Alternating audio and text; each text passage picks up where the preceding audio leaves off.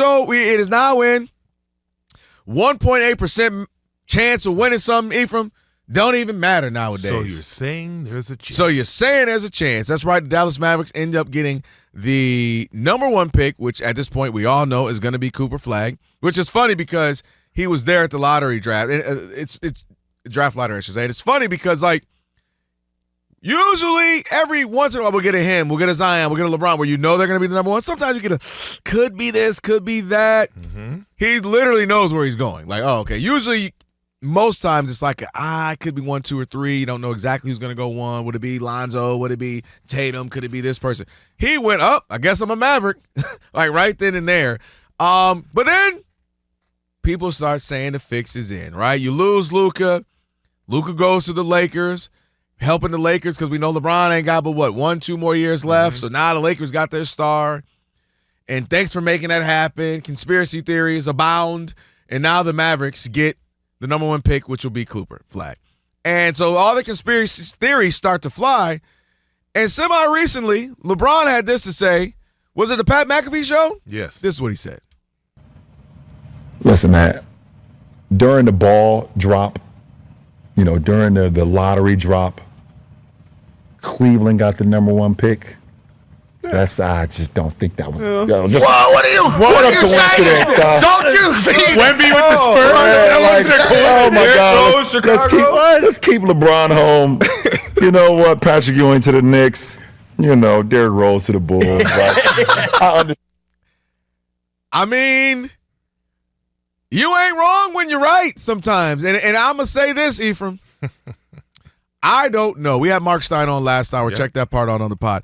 I'm not going to sit up here and say that I know this is rigged. However, what I am going to say to you listening is sometimes, and you played professionally, and you did everything you could do to win, you lost some, and the whole 9. But sometimes I think people forget it is entertainment. And I don't mean the athlete. I think the athletes are absolutely all in doing the best they can. But I think collectively, we forget it's entertainment. And part of entertainment is to have the best entertainment, the best product out there, the best, we want to see these matchups or we want to see these things happen to create storylines. And I'm not saying things are rigged or things are fake, but I'm just saying keep in mind things are entertainment. That's all I'm going to say. And sometimes we call sports, and the reason why we love it, Ephraim, is because it's the greatest reality show. Right? We don't know tonight who's going to win between Indiana and Cleveland. Cleveland's up 10. You think, they're going to win. That's not necessarily the case. But as you know in the entertainment industry, sometimes even great realities, you think it's real, it's still hyper-produced. Yes.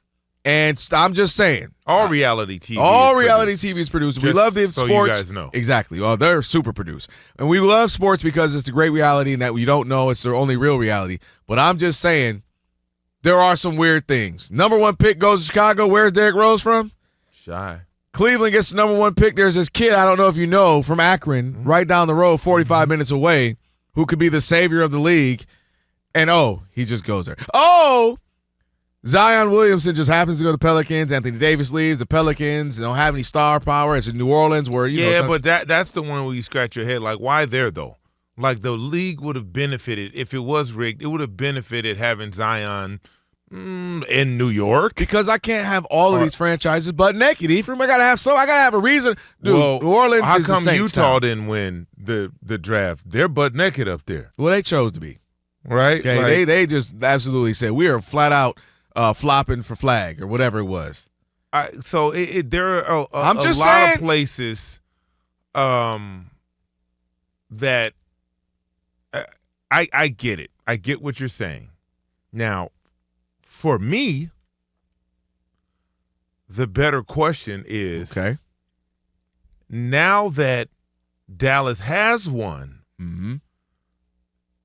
the first pick in the draft, what do you do with it? That's a great question. So I'll give you this. Okay. And then I'll ask you the question. I'll give you 2 options. You draft Cooper Flagg. Everybody knows he could possibly be a generational talent. In 3 to 5 years, he can be an all-NBA player, right? He has the skill set. Without a doubt. He's young, 18 years old. He's a kid. Or with the current structure of your team, you got rid of Luka for Anthony Davis because you're in win now.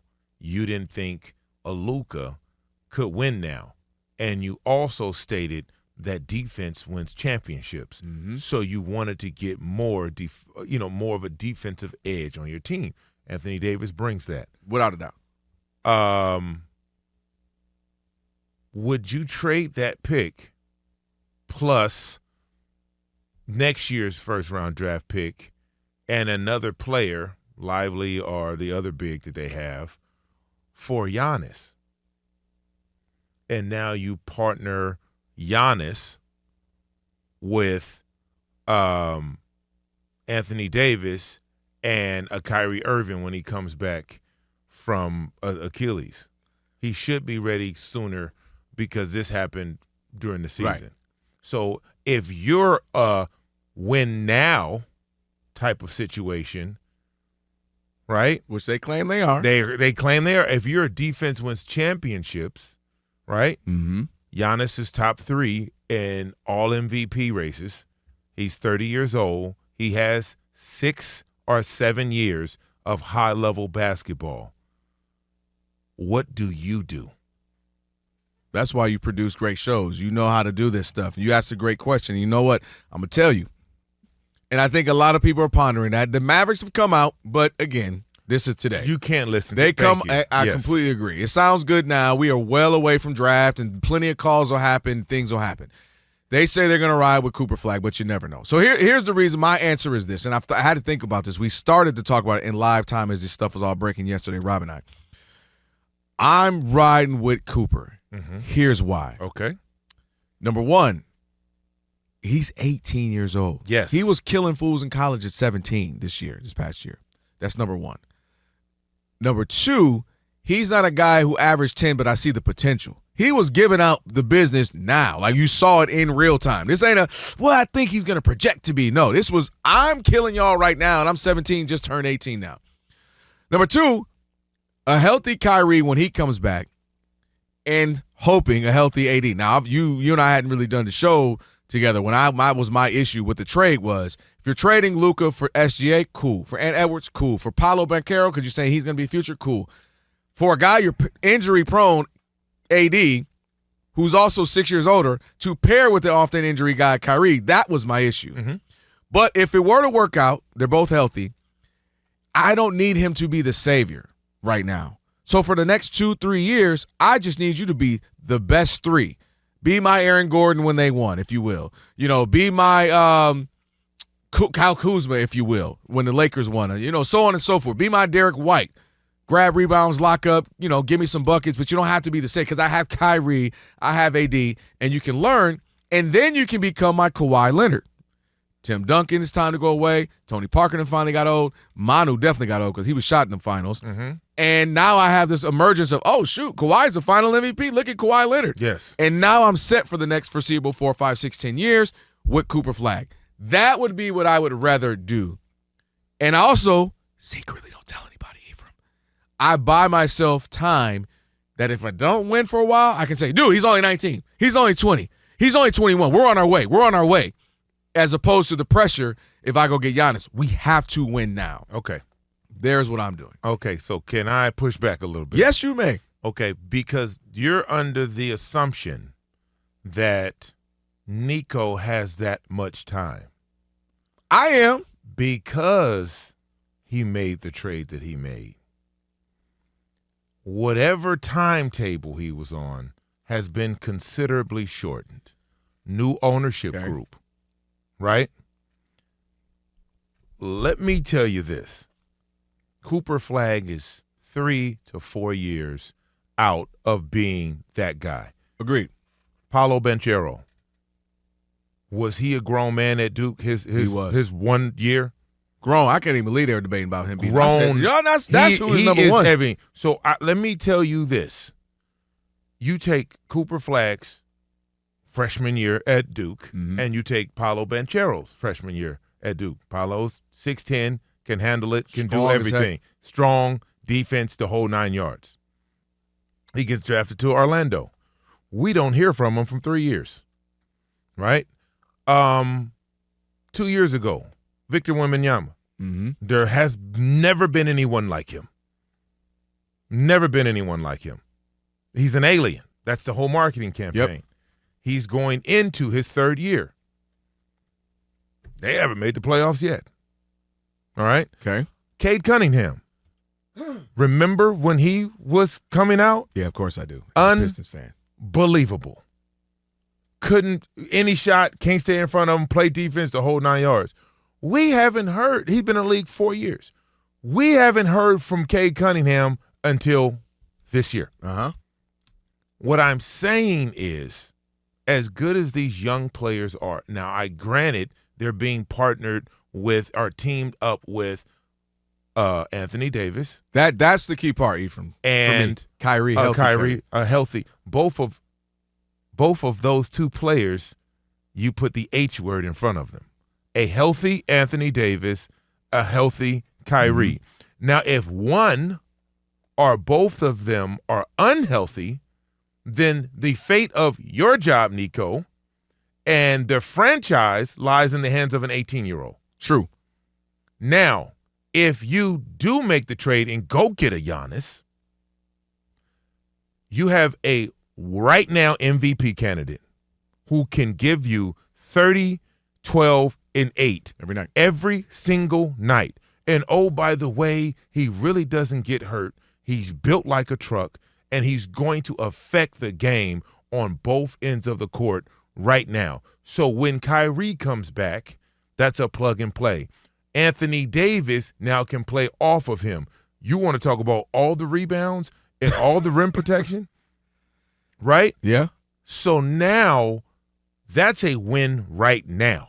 We have a shot, even if Kyrie doesn't come back healthy this year, even if AD misses some time, we have an opportunity to go to the playoffs and play right now. Well, that's how you prolong your career. If you're Nico, you don't say, hey, I drafted. Yes, the next GM will be thanking you for drafting the kid who's going to maybe turn out to be that guy in 3 years. I just gave you a list of dynamic first-round draft picks who are plug-and-play guys right this second, and they have yet to get to the level that the Dallas Mavericks need a player to be right now to appease the fan base, appease the new owners, and save Nico's job. You brought up great points, but here's now my pushback to some of your points. Push it. Some of the guys, Paolo Banchero goes to Orlando. They don't have anything. Nope. Now, Franz Wagner, they should feel happy about where they're going. Yes. And they got pieces that they want to make some calls. If I'm pairing, maybe I package up Franz and Cole Anthony, who's I think going to be really good. Or his brother Mo. They both on the team. You can get both. You can get both Wagners and Cole Anthony and a pick. Mm-hmm. And now I can go get Giannis and put him with Banchero or whoever. Go get KD, whatever it may be. Giannis not going there, but go ahead. But they have great assets. Yep. To pair up and get some trades. My point, though, is some of the guys you mentioned went to teams where I'm 19, 20, and that's all I got. He gets to walk into a champion with Kyrie and a champion with AD and a franchise with some other pieces around it. So that would be my difference. He's not going to the Hornets and you're like, hey, LaMelo Ball, save the franchise who you don't have any idea how to play in the league quite yet. You know what I mean? So it's a little different to me where he gets to walk in and grow. He gets to walk in and like, oh, shoot, I got vets around, I got a system around, and I can grow. That's the difference. I'm not asking him to be the savior right off the bat, and I'm okay with that. And if you bring in Giannis, which again, but why aren't you asking him that, though? Why do you need that? No, I don't. You do. I need Kyrie to be healthy and AD to be healthy. What you did was you gave away an all-NBA player who had just taken you to the Western Conference Finals. No, to the finals. To the final. That's what I'm saying. Yeah. To the actual finals. To the finals. Yep. So you're under this assumption that this youth buys you time. No. You told the people you're in a win now mode, not a win in 2-3 years. And I'm happy with a healthy AD, healthy Kyrie, other pieces, you keep and a putting young the H I ain't got no choice. in front of That's that. who I traded for. Kyrie is coming off an Don't talk to me, Achilles injury. Ephraim. Nico's the one who said we want to But get you're healthier pushing and back. young. You're And fighting. You're fighting me. No, and also 30-year-old Giannis Antetokounmpo. Tell you this, 6 years ago, I talked to one of my GM friends, and I said, who would, out of anybody in the league, who would you start the league with if you had the first pick? And this was LeBron, KD, everybody still in the league. Steph, this is before Giannis was Giannis. He said Giannis Antetokounmpo. And I was like, the kid from Milwaukee? He was like, brother, there's nothing like him on the planet Earth. There's nothing like him. He's a kid. He doesn't even know what he can do yet. And now we see what that is. He took a Milwaukee team by himself to an NBA championship. You don't want that 30-year-old guy on your team today? don't say don't want Ephraim. We're not gonna do that. You just said I'm that. not saying No, I no, don't you want pushed back. as if he's bad. You pushed I'm me saying back. I'm gonna roll with my option, my All game right, plan. Take the 18-year-old. You know what? Taking Giannis. We're gonna argue this while we got.